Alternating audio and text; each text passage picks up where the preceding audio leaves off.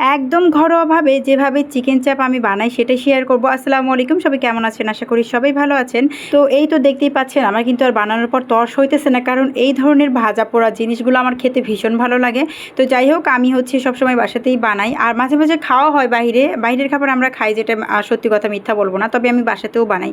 তো এর জন্য একটা মুরগির, এটা কি বলে, পাখা না কি রানের অংশ না, এটা পাখার অংশ মনে হয় হবে। তো যাই হোক, আমার কিন্তু এটা 2 কেজি প্লাস একটা মুরগির, এটা ছিল অনেক বড় ছিল। এরপর একটা পাটা লাগবে আর একটা শিল লাগবে, তার মধ্যে নিয়ে এটা সুন্দর করে থ্যাতলাইয়ে নেবেন, পুরোটা মানে পুরা মাংস থ্যাতলাইয়ে নেবেন। থ্যাতলাতে কিন্তু এটা আরও বেশি লম্বা হয়ে যাবে।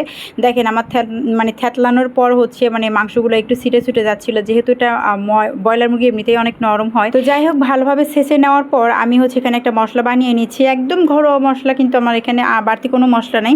লবণ, হলুদের গুঁড়া, পরিমাণ মতো মরিচের গুঁড়া, যেহেতু এখানে আমার 1 পিস আছে তাই আমি সেই অনুযায়ী কিন্তু মশলাগুলো ব্যবহার করছি।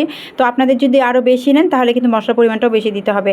তো হাফ চামচ ধনিয়ার গুঁড়া, 1 চামচ আদা বাটা, 1 চামচ রসুন বাটা দিলাম। তারপরে 1 চামচের মতো টমেটোর সস দিছি, একটু বেশি দিছি মনে হয়। তারপরে একটু লেবুর রস দিছি। তো এবার এই মশলাটা হালকা করে আমি হাত দিয়ে মেখে নিচ্ছি, হালকা করে কেন, ভালোভাবেই তো মেখে নিচ্ছিলাম। তো যাই হোক, একদম মুরগির এই অংশে পুরাভাবে কিন্তু লাগাই দিতে হবে, আপনার মাঝখানেও কিন্তু লাগাই দিতে হবে, মানে ভালোভাবে আর কি লাগাবেন, যেভাবে আর কি মশলাটা সুন্দরভাবে লাগে যায়। তো এটা লাগানোর পর 1 ঘন্টার জন্য রেস্টে রেখে দিয়েছিলাম। আমি এই পাটার ওপরে কিন্তু 1 ঘন্টার জন্য রেস্টে রেখে দিয়েছিলাম। এখন বিকেলবেলা আমি এটা ভেজে নিচ্ছি সুন্দর করে, কড়াইতে তেল দিয়ে। এটা ভাজতে কিন্তু খুব বেশি তেল লাগে না, অল্প তেলে কিন্তু ভাজা হয়ে যায়। তো কড়াইতে তেল দিয়ে আমি সুন্দর করে এপিট ওপিট করে একদম আস্তে জালে কিন্তু ভেজে নিচ্ছি। যখন সুন্দর একটা কালার চলে আসবে তখন আপনি নিজেই বুঝতে পারবেন যে এটা রান্না হয়ে গেছে। আর ব্রয়লার মুরগি তো খুব তাড়াতাড়ি রান্না হয়ে যায়। তো এটা কিন্তু পোড়া পোড়া খেতেই বেশি ভালো লাগে, যার কারণে আমি এপিট ওপিট সুন্দর করে পোড়া পোড়া করে ভেজে নিচ্ছি। তারপরে এই যে দেখেন, ওফ, কি সুন্দর যে একটা কালার আসছিল। তো তারপরে আর কি সব কিছু আমি সুন্দর করে সাজায় নিলাম। একটু সস নিছি, সাথে একটু শশা কুচি নিছি, আর পেঁয়াজ, কাঁচামরিচ, লেবু নিছি। তারপর সুন্দর করে সাজিয়ে একটি ছবি টবি তুললাম। তারপরে আমার তো আর তর্স হইতেছে না আমি কখন খাবো। তো এই তো সবার আগে কিন্তু আমি নিজেই খাওয়া শুরু করে দিয়েছি।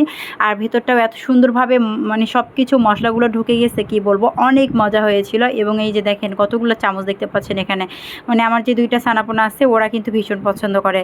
হ্যাঁ, তো যাই হোক, আজকের ভিডিওটা এই পর্যন্ত। আশা করি সবার কাছে রেসিপিটা অনেক বেশি ভালো লাগছে। সবাই ভালো থাকবেন, সুস্থ থাকবেন, অবশ্যই কমেন্ট করে জানাবেন কেমন হয়েছে।